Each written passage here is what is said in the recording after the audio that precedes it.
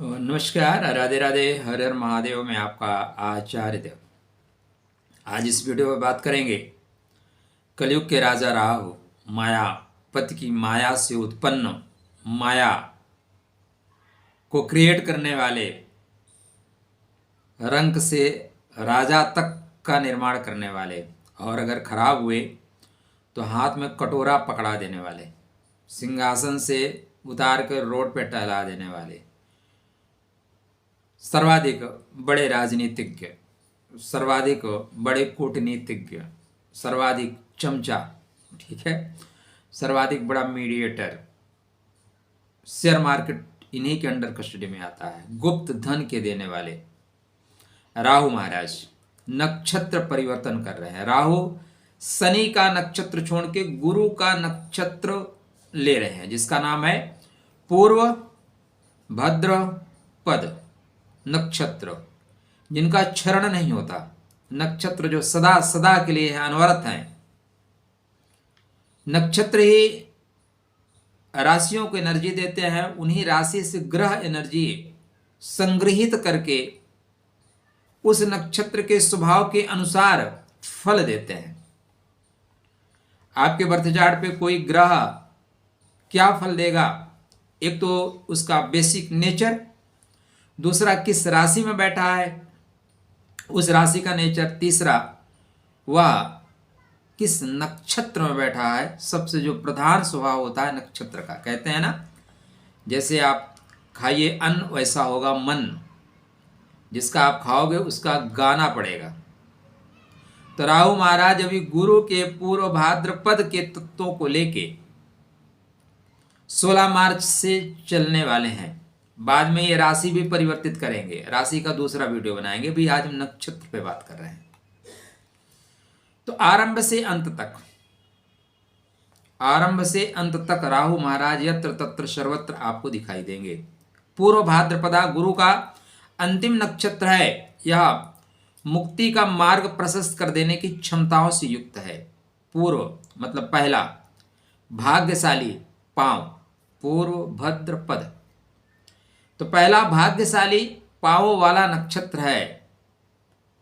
भद्र मतलब सज्जन, भद्र मतलब शुभ, कल्याणकारी, भाग्य वृद्धि करने वाला चरण।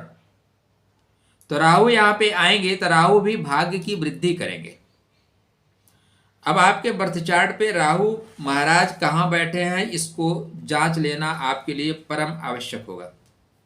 सदैव ध्यान रखिएगा, एक ही ग्रह, एक घर में 4 लोग पैदा हुए हैं, सबकी परवरिश एक जैसी हुई है, लेकिन चारों अलग अलग। आपकी उंगलियां 5 है ना, पांचों बराबर नहीं है भाई। आंखों की ज्योति बराबर नहीं होती है, किसी की घटती है किसी की बढ़ती है। तो शरीर में यह भेद है नक्षत्र के अनुसार।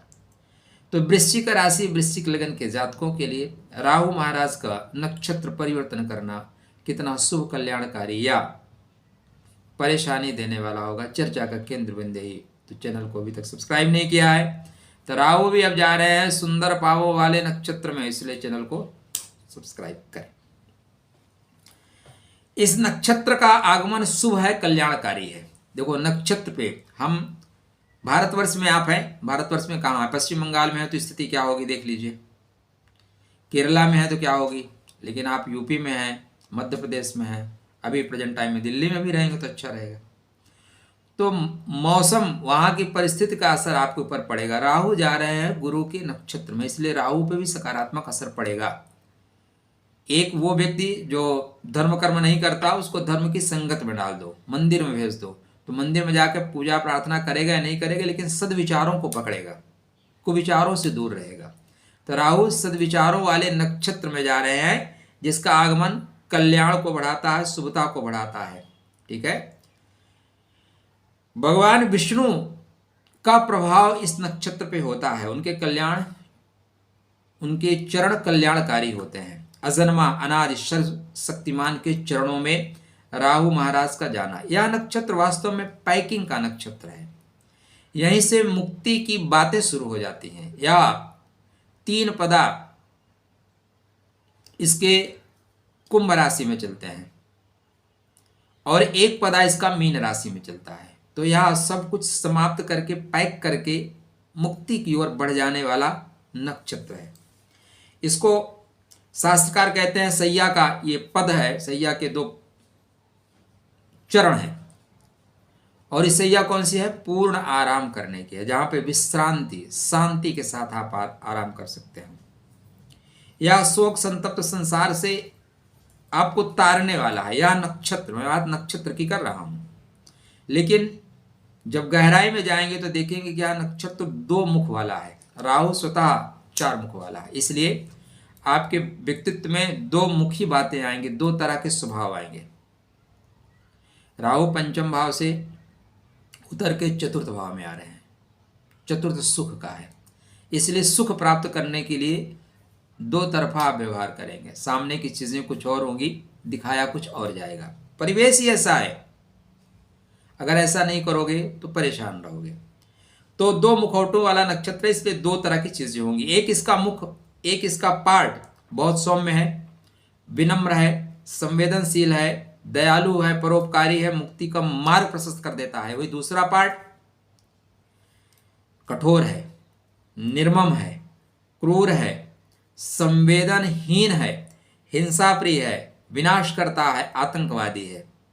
ठीक है, इसको अजपद, इसके जो देवता हैं, भगवान रुद्र का जो नृत्य होता है ना, तो एक पैर पे खड़े होते हैं, वैसे ही इसका प्रारूप है। यहां पे राहु का गोचर, अगर आपका राहु शुभ है तो आपके जीवन में विनम्रता आएगी, सौम्यता आएगी, संवेदनशीलता आएगी, दयालु आएगी। और चूंकि यह नक्षत्र शुभ पावों वाला है तो जीवन में शुभता आएगी, गृह निर्माण के योग बनेंगे, वाहन के योग बनेंगे। यदि नक्षत्र ठीक नहीं है, और आपको बर्थ चार्ट में देखना होगा यह राहु किन नक्षत्रों का प्रभाव लेके चल रहा है, महादशांतर सा ठीक नहीं है, तो इस समय जब ये इस नक्षत्र में आएंगे तो देखिएगा विश्व में, मैं सिर्फ आपकी बात नहीं कर रहा हूं, विश्व में हिंसाएं बढ़ेंगी, छोटे पायजामा वाले कुछ प्रॉब्लम क्रिएट करेंगे, बड़े नेताओं का दुर्घटना होगी, शेयर मार्केट ऐसे ऐसे करेगा। ठीक है, इस तरह की चीज़ें होंगी। और थोड़े से पृथ्वी भी कंपित होगी, पृथ्वी भी कांपेगी, बीच में श्रापित दोष भी बनेगा। तो देवता इसके अज एक पद है, ध्यान रखिएगा। तांडव करते हुए शिव, तोड़ फोड़, गंदगी हटाकर नव निर्माण का नक्षत्र है ये। जीवन भी थोड़ा सा दोहरा होगा, तो आप इन चीजों को अपना सकते हो। तो इसके जो ऋषि है ना, ऋषि अर्चा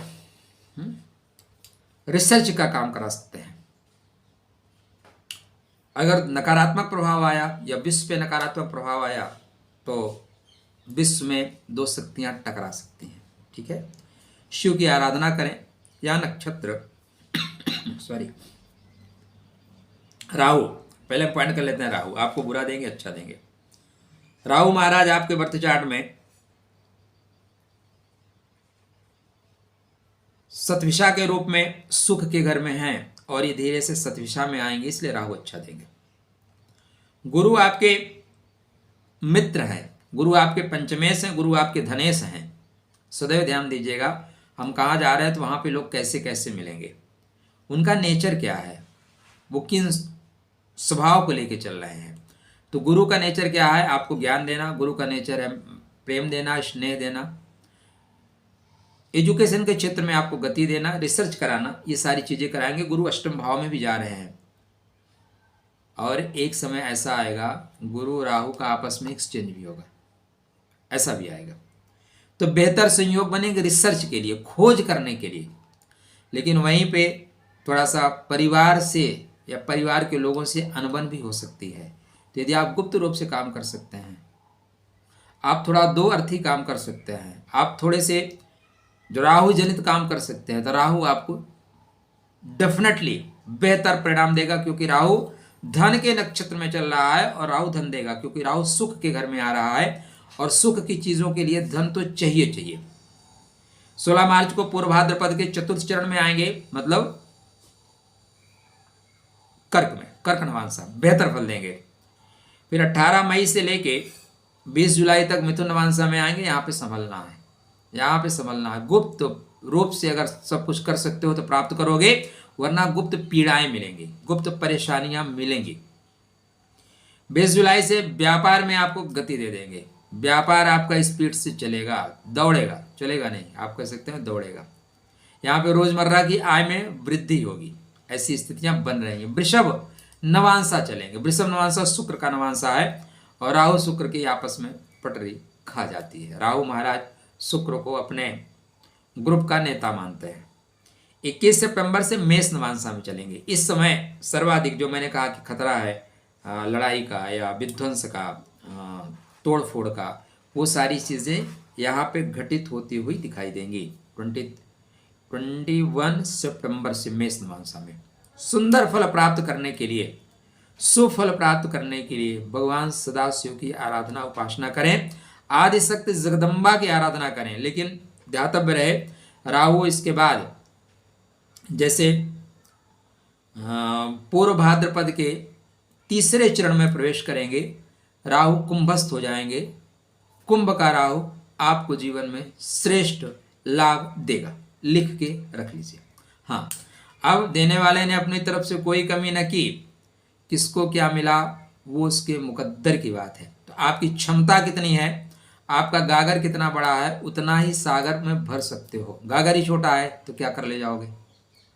तो अपने पात्र को बड़ा करिए, अपनी क्षमताओं को बड़ा करिए, चीज़ें डेफिनेटली आपको मिलने के योग संयोग बन रहे हैं। राहु को खराब मत करना। देखो, राहु से लोग डराते हैं। मैं तो कहता हूँ वर्तमान में जिसको ज़्यादा प्रगति करना है, जिसको ज़्यादा ऊंचे लेवल पे जाना है, राजनीति में जाना है और कहीं भी छा जाना है, आप फिल्मी लाइन में देखो, जिसका राहु अच्छा रातों रात चमक जाता है। अभी कुंभ मेला हुआ, राहु अच्छा, ITN वाले बाबा छा गए और सारे बाबा साइड में हो गए। तो राहु आपका अच्छा है तो आप ऐसे ही छा जाओगे। तो राहु को अच्छा रखिएगा। ओम ब्राह्मणी ब्रह्म सा राहवे नमः जाप करते रहिए। दुर्गा जी की आराधना उपासना करना श्रेष्ठ परिणाम देगा। राहु महाराज 16 मार्च से लेकर 23 नवंबर तक, 16 मार्च टू 23 नवंबर गुरु के पूर्व भाद्रपदा नक्षत्र में चलेंगे। उसमें ये 18 मई तक मीन में रहेंगे, 18 मई के बाद कुंभस्थ हो जाएंगे। उसकी चर्चा नेक्स्ट वीडियो पे। तब तक राधे राधे, जय श्री कृष्ण।